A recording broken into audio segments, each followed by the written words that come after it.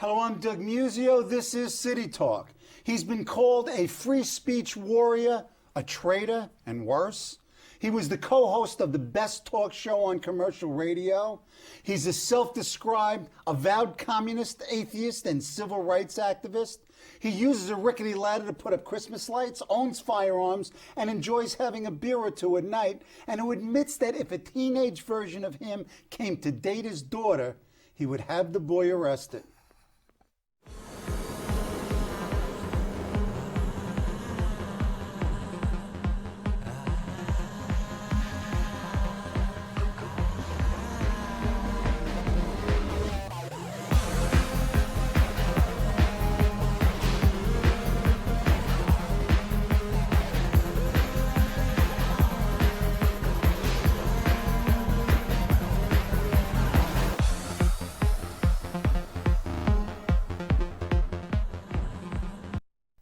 He's Ron Kuby, noted civil rights attorney and the former co-host of the Curtis and Kuby show on WABC. He's here to talk about talk radio, Imus, Curtis, Republicans and Democrats, George Bush, Rudy, Hillary, Baruch, and Mike, and whatever else he wants to talk about. Welcome, Ron. It's a real pleasure. Well, thank you. Thank you for having me. Okay. In early November, they end your 8-year conversation with Curtis Sliwa. Yeah. And you're replaced by Imus. Yeah. Now, a little ironic here that a civil rights activist gets replaced by a guy who got fired because he used a racial slur. Was that lost on you somehow?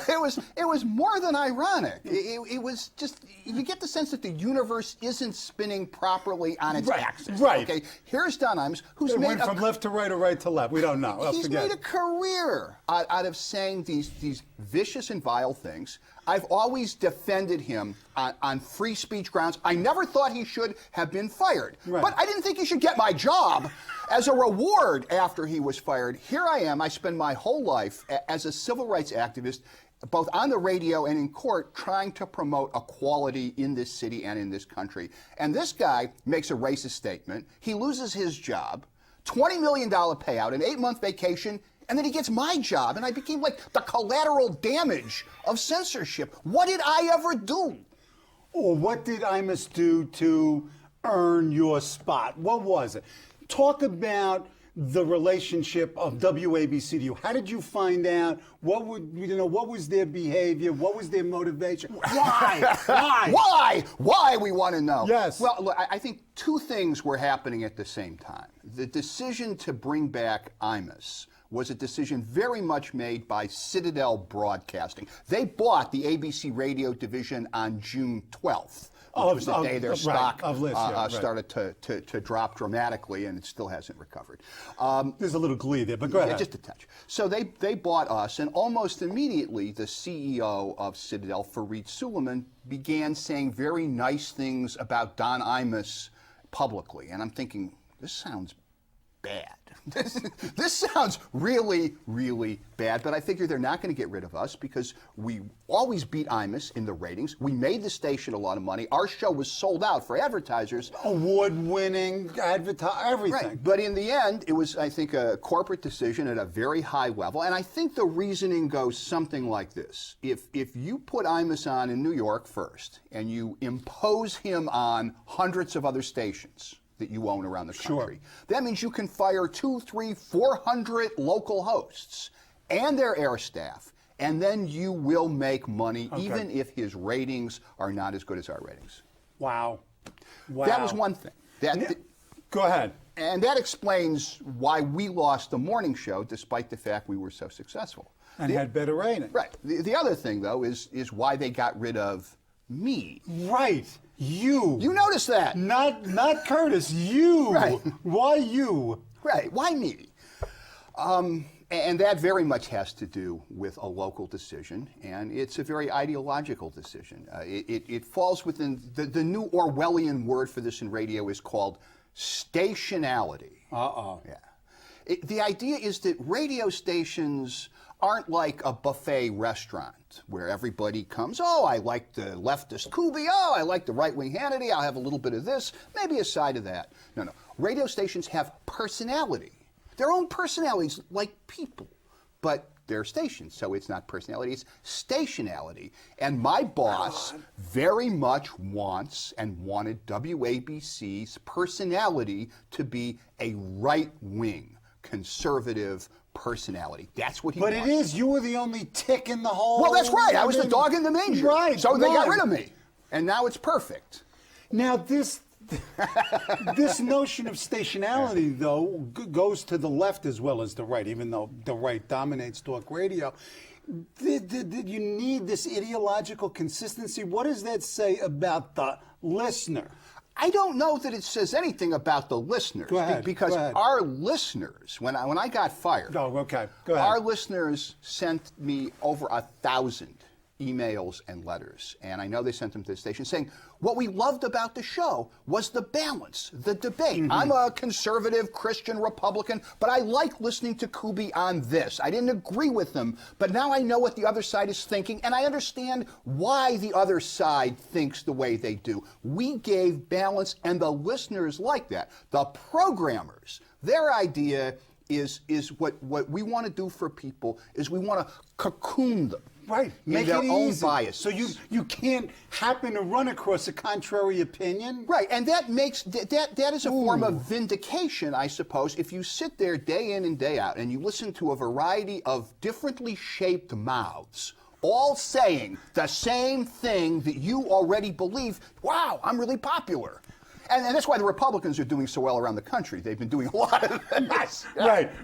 The ditto head phenomenon is really astounding.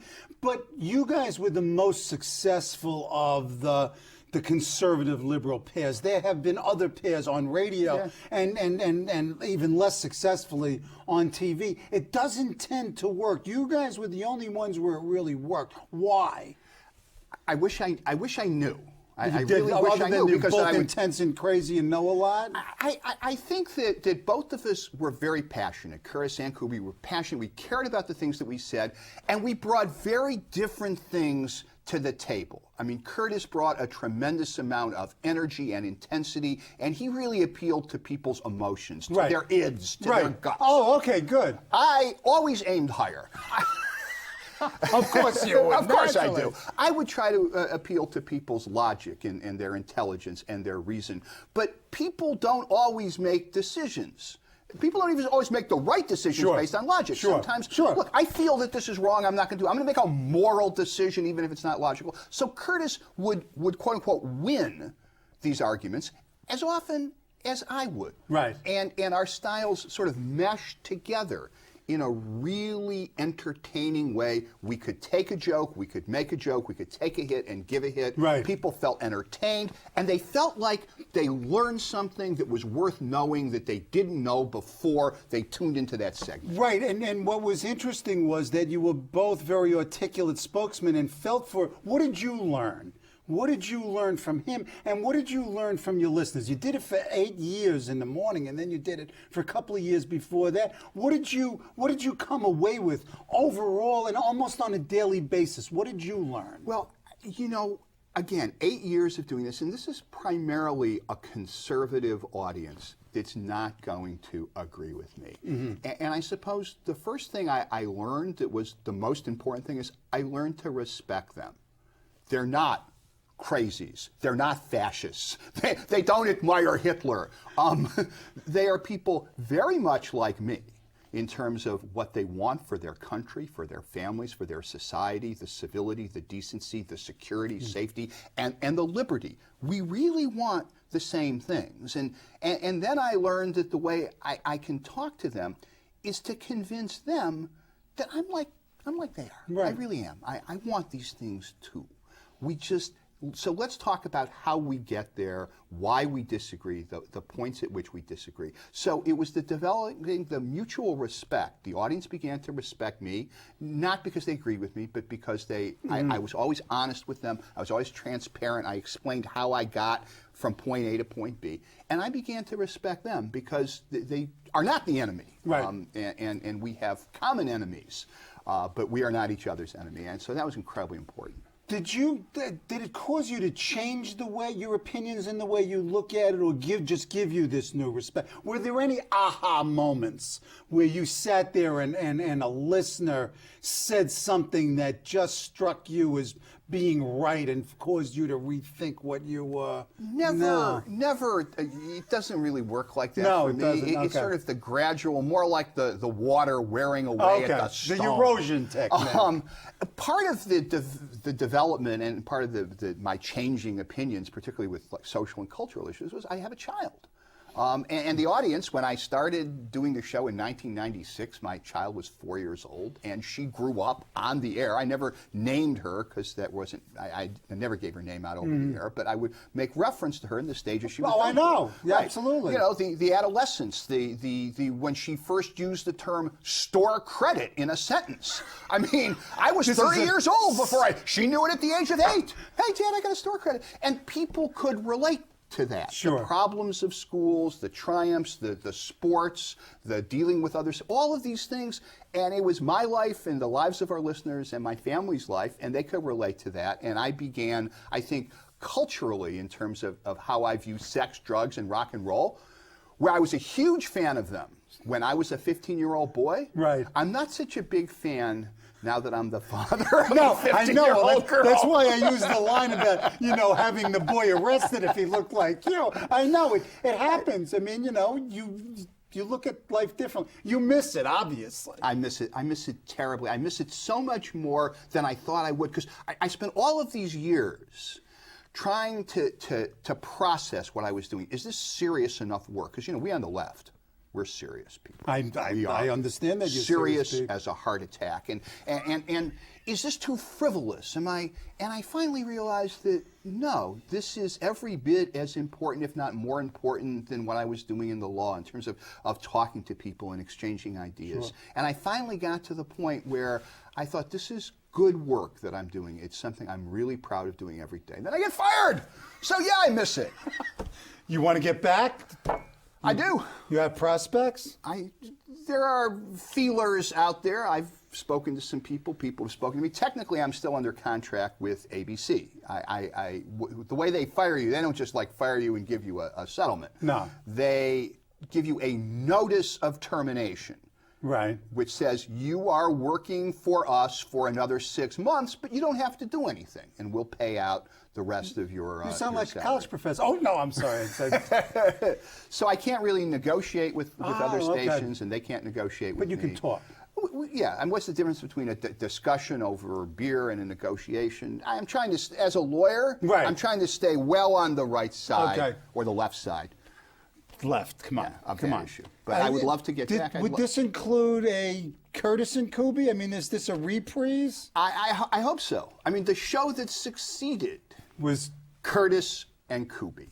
And it succeeded because on every given day, half of the people would hear things that they hated. right. Half of the Well, time, I mean, or all the excuse people me. would hear what they hated half I mean, the time. I have to take my blood pressure medicine after hearing, here's my biases after hearing Curtis, and then felt better when you responded. But I needed, it's like the cup of coffee in the morning, a little jolt. Well, that's right. It got people going, and people always felt vindicated by the exchange. It was so funny. I would, after a particularly passionate exchange I would have with Curtis, I would go and I'd check my email, and some the Kuby supporters say, Kuby, you smashed him down, you nailed him. And then I would check Curtis's email, because he doesn't do much online anyway. And I'd read his. Wow, Curtis, you really stuck it to Kuby. You see what you want to see, of course. You hear what you want to hear. What you want to hear. And both sides felt that they had their say. They heard arguments that they have in their own mind. They finally heard them given voice. They probably heard a couple on both sides that they had not heard before, that they could use at the water cooler. Hey, work. come on, or at the bar, come on. This Right. is important stuff. That's right. And so that was the show. Love to do it again. Curtis is still working at ABC. I know. He's on from 5 a.m. to 6 a.m. in between colon cleanser commercials and adult urinary incontinence commercials. You can occasionally hear his voice in between the guy saying, "Do you wake up at night to urinate?" And I'm thinking, yeah. Yeah. What kind of animal you think I am? I'm older than you are. Come on. Right. Tell me about it. What's the alternative? Wait a minute. I don't know if we can go on with this. So Imus replaces you. Yeah. What is it, December 3rd? December You 3rd. listen. I did. And? Well, I had this morbid curiosity. I guess, like people who spy on their ex-wives' new boyfriends, like, who is this guy who replaced me? And I guess, I never hated Imus. I really didn't. I didn't listen to him. Right. I was a Curtis and Kuby fan for 8 years because I had my own show. Sure. I liked the country western stuff, actually. I lived in Kansas. I love 70s country That explains western. something about you. It might. I never thought I could do that on New York radio, and I'm not sure he can. And the rest of the show, I just found it boring. I found it had no content. It was the Imus Ranch and Imus Foods and Imus Recipes and Deidre Imus talking about vaccines and the dangers, like she's some loony on WBAI or something railing about some conspiracy, and the Imus album, and it was all Imus-centric. Uh-huh. And I don't know how, I guess I would feel worse if I thought it was a great show and I would feel I was really replaced by somebody, who's a fantastic talent, but I don't. I feel like the show that replaced our show is mediocre. Do you listen to talk radio now? And did you listen to it then other than, listen No. to yourself talk? No. Why? It never interested me before I had a radio program. I really didn't much care for the right-wing, bloviating, nasty, angry stuff. And I haven't learned to enjoy it anymore. And frankly, I don't particularly like the left equivalent of that. Right. I mean, how many times can you say Bush is a war criminal? Okay, you hear that once, and maybe if you're new to New York and you're turning on the radio and you're, wow, did you hear that? Bush is a war criminal. He said that right on the radio. Day after day, okay, fine, I get it. Tell me something I don't know. Okay. Let's go back to the stationality, because this really fascinates me. I mean, you have Sirius, the radio station, right and left. The twain doesn't meet. What does that say about, I hate to sound like a professor, democratic discourse in the United States when half the people, or a certain percentage, are listening to this and not anything else, and another percentage? It's like two different planets. And can we understand each other with this type of behavior? No.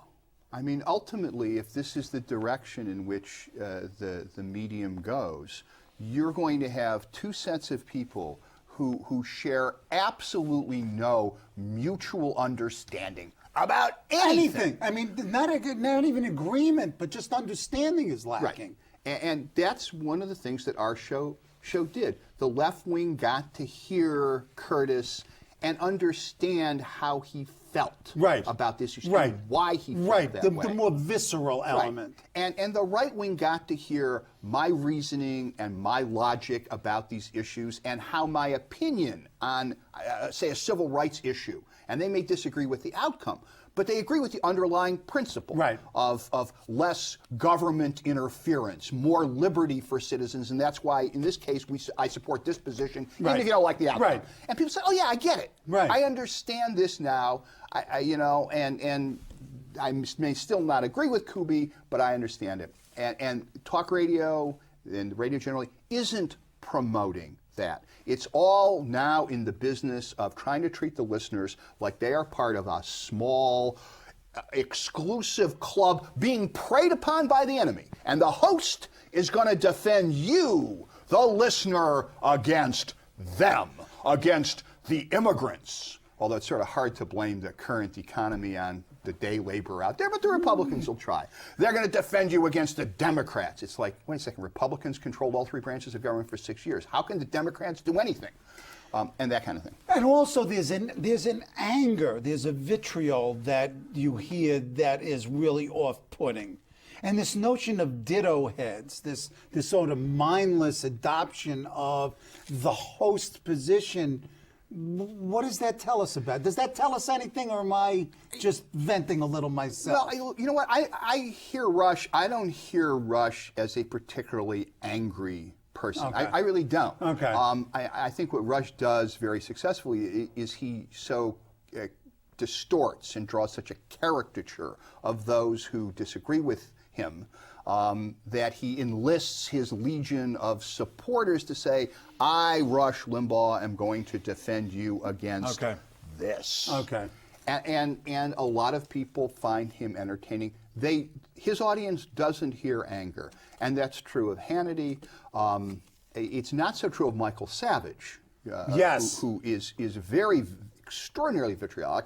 But Savage also self-deprecating. He's got a little bit of humor. right. He can make a joke, so he goes on some sort of vicious racist yeah, rant that's true. about Okay. immigrant busboys. Yes. And then but then he'll rap, right, and you're cringing, Yeah. and then he'll say, but what do I know? I'm sitting around here in my underwear. I haven't gone out to dinner in 2 years. I don't even know who the busboys are. Got to take a break. and people laugh because it's... Yeah, but it's still out there. All the the vitriol is out there. It's acidic. It eats away at no. It does. Okay. It does. Let's talk. Let's do some shout out and rants and raves. Rudy. Rudy! Come on, Rudy. Oh, it's so delightful to watch Rudy's presidential campaign crash and burn. I didn't think it was going to go very far anyway, and now that the subject has changed to the economy, you got to love Rudy's economic plan. Because this is the way he ran his campaign. You spend all of your money, you force people to work for free, and you hope you'll get more money later. And he is going to fix the economy, Doug. Oh, yeah. It seems to me as if the man caught up with the myth that Rudy was running on myth, America's mayor. And when voters and others really concentrated and looked at the man, they saw what a lot of New Yorkers saw. And it was a far more mixed picture than they had expected. And lots of bad news. Carrick, the dalliances with the girlfriend and the cops driving her around and the kids not liking him. Come on. I think I would characterize it just slightly differently. Go. I think it's more the substance caught up with the symbol. Okay, I'll buy it. Remember, Rudy Giuliani was the symbol for the whole country of the best in New York on 9/11. His determination, his empathy, his force of will, his steely nature. We saw all those things. And I think that for all of us who were here in New York who dealt with that terrible day and the aftermath, we saw so many heroes and so many people in the city being the best they could be, better than they ever thought they could be, engaging in tremendous sacrifice. And we saw Rudy up there for a change, rising to that occasion, and he sort of reflected our own image back to us, and we loved him. I loved him on those days. Me too. And the rest of the country saw him as that symbol. But the symbol wasn't the substance. Rudy wasn't the hero of 9/11. Most of the heroes of 9/11 got that distinction awarded posthumously. Right. And Rudy stood and walked and climbed on their graves to promote himself in an ugly and repellent way, and people began to see it. Ooh, sounds like you and the Times editorial endorsing McCain. Yeah, I get brutal, savage. Yeah. I'm critique. sorry. That's what the guy did. Nobody told Rudy that he should trade off the lives of the dead for his personal profit of Giuliani and partners. And certainly a lot of people told Rudy, don't invoke the names and the images of those who perished on 9/11 to support your belligerent foreign policy or the Iraq War, because a lot of people perished on 9/11 and they weren't a political constituency. They ranged from conservatives to liberals to lefties to peaceniks to right-wingers, Christians and Jews and Republicans and Democrats and Muslims. Don't try to make those dead people some sort of part of your constituency that you're invoking. A lot of people told him he shouldn't do that, but he did it anyway. Next week, Super Tuesday, let's look at the Dems. Talk to me about, you have a vote. I'm not going to ask you your vote. You can. I'm going to ask you your vote. Who are you voting for on February 5th? I'm going to vote for John Edwards, Explain.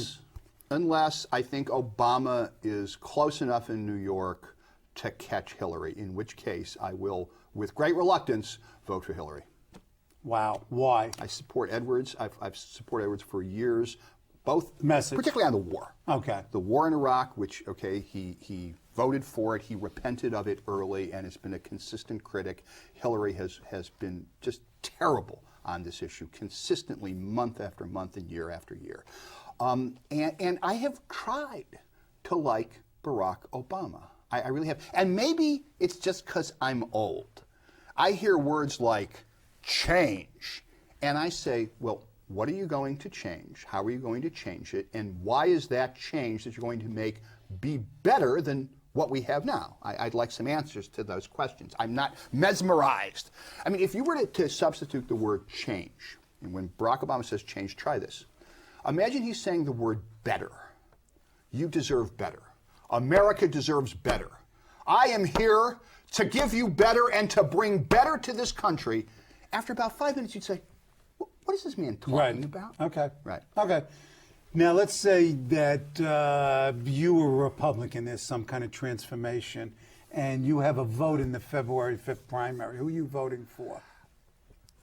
I want the Republicans to win. Yes, no, you can't vote for the weakest Republican. I could do that in New Hampshire. No strategic voting. No, you have to vote sincerely. I would vote for John McCain. Why? I think that national security issues are still huge in this country, and he has the national security experience that none of the other candidates have. He is much better in terms of being a bit of a populist on economic issues than Mitt Romney, who wants to run all of America like the Romney Corporation. And McCain's belligerence and eager willingness to contemplate massive use of force against people because they're nasty is appealing to a segment of the American people that gets to vote. And I think he would be the most formidable challenger against Hillary or against Obama. I mean, look, that's not what the polls say. The polls say something different. Okay. But that's why I'm on your show rather than some pollster. That's exactly right. Thank you. November, who are the candidates, who wins? And what does it mean for us? 10 seconds. Romney versus Hillary. Hillary wins. Wow. We'll have to. You're coming back. You're coming back. It's up to you. You might have to live with this. Thank you. What a pleasure. Thanks a lot. Be well.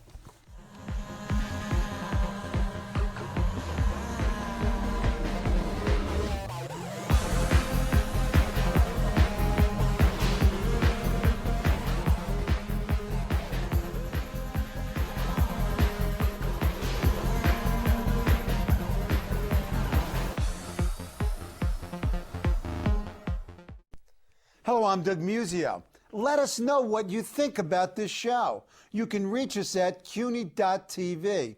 When you get there, click on the bar that says Contact Us and send your email. Whatever it is. Thanks, no thanks, obnoxious, do it. Send it.